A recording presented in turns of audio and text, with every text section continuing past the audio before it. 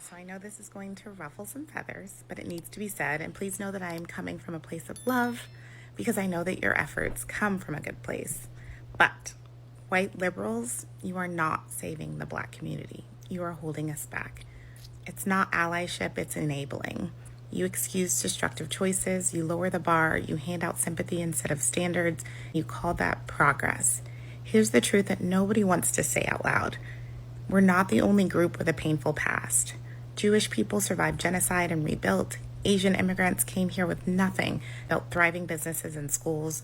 We don't hand them safe spaces. We don't rewrite laws to excuse their failures. We don't glorify victimhood for anyone else. So why is that standard different for us? She cooking. She cooking, and obviously I'm gonna let her finish. But what I want to say is that my comments that I make on the black community, because I do make a lot of comments on the black community. I want you guys to understand that come from a place of wanting better for the black community.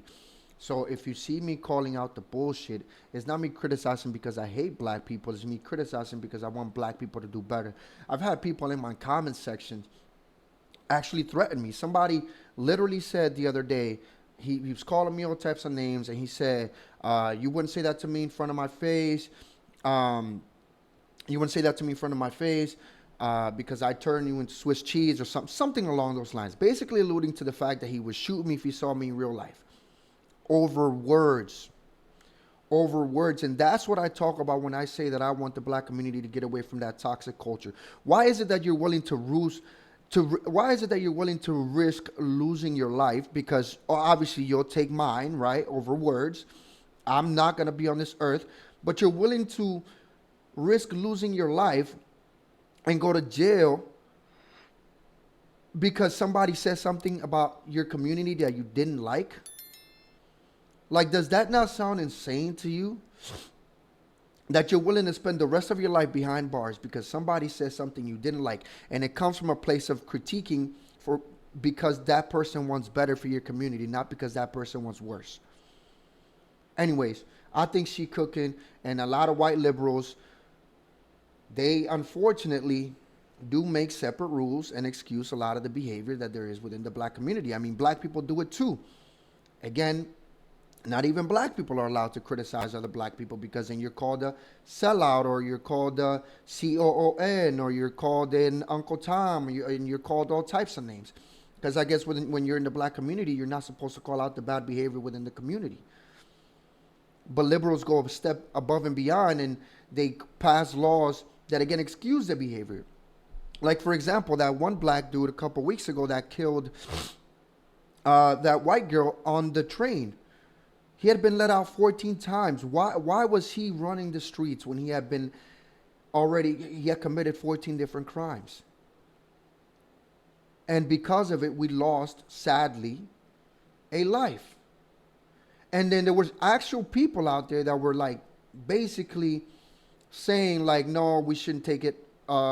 We shouldn't be hard on him because mental health or whatever the case may be. Like, no, he should have been in jail. That guy should have been in jail because in jail, he would have got all the mental health care that he needed. And he wouldn't have been out in public being a threat to society.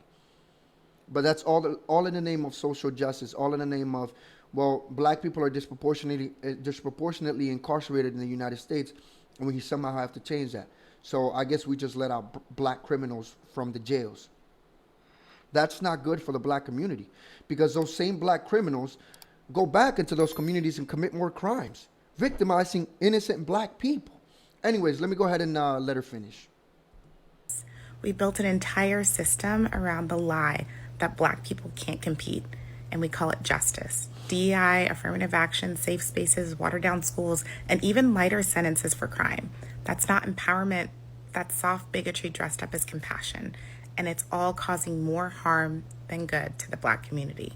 It whispers you're too weak, too damaged, too broken to do this on your own, and we've accepted that lie for far too long. We don't need your pity. We don't need you to lower the bar. We need to be held to the same standard as everyone else. Because true empowerment doesn't come from being coddled. It comes from being called higher. Charlie Kirk said this over and over again. He asked Black America to stop fixating so much on our race and our difficult history. He encouraged everyone from every background and walk of life to make their past a reference, not their residence. And sadly, his honesty caused him to be labeled a racist, despite the fact that he was simply telling us the hard truth. So here's my challenge for white liberals: stop lowering the bar for us. Stop designing programs that assume that we can't win without a handicap. If you truly believe in Black excellence, then treat us like the powerful, capable, brilliant people that we are. Stand with us, not over us. Walk beside us, not ahead of us. And Black people, if you're still here, slavery happened, oppression exists, but our history is also full of resilience and brilliance. Research Frederick Douglass and Booker T. Washington and Madam C.J. Walker. We've been free for 150 years, but somehow we feel justified in marinating in our victimhood while holding a $1,000 iPhone, rocking $200 shoes, having nothing and no one standing in our way but ourselves. Pick up your mat and walk. She absolutely nailed it on the head. Because this is what I talk about when I talk about the Black community going back to what it was. Because the Black community at some point in time was actually very prosperous. The culture wasn't what it is today. Black people actually held each other to a higher standard. They had higher rates of marriages, two-parent households. And all that went by the wayside. Why? And it went by the wayside for a side of the culture that brings nothing but destruction to the Black community. Girls that grow up looking up to Sexy Red and Cardi B and all these destructive figures for the Black community, because those women don't promote anything good for the community. They promote selling their P word, shaking booty, doing all kinds of promiscuous stuff, and drugging men, whatever the case may be. You know what I'm saying? Like, that's what they promote. And then the male rappers, I mean, they're not, again, bad role models for the young Black men, because they promote, again, killing each other over words, over, oh, you live on that street and I live on this street, and so we have to have beef because we're from different streets. Again, I'm telling you this because it happens in my comment section. I always get it. And it'll probably happen in this video too. I'll probably get somebody, a Black person, who's going to come and tell me that I'm not allowed to talk about the Black community or Black issues because I'm not Black. Or I'm not a Black American because I don't make qualms about the color of my skin and the texture of my hair. I know I have African ancestry inside of me. My grandfather's Black. My mother's darker than me. Dominicans are generally triracial. Black, white, and native Dominican, Taino. So I know where my roots come from. But if I'm criticizing, it's because I want better for the Black community. And it seems like liberals don't, because, again, they are so hell-bent on trying to supposedly help the Black community that they just end up hurting the regular people who live in these communities, who just want to get ahead and want to do better. Because they pass policies, like she said, that just hurt the Black community. Bail reform, they do, lighter sentences, excuse the poor academic standards,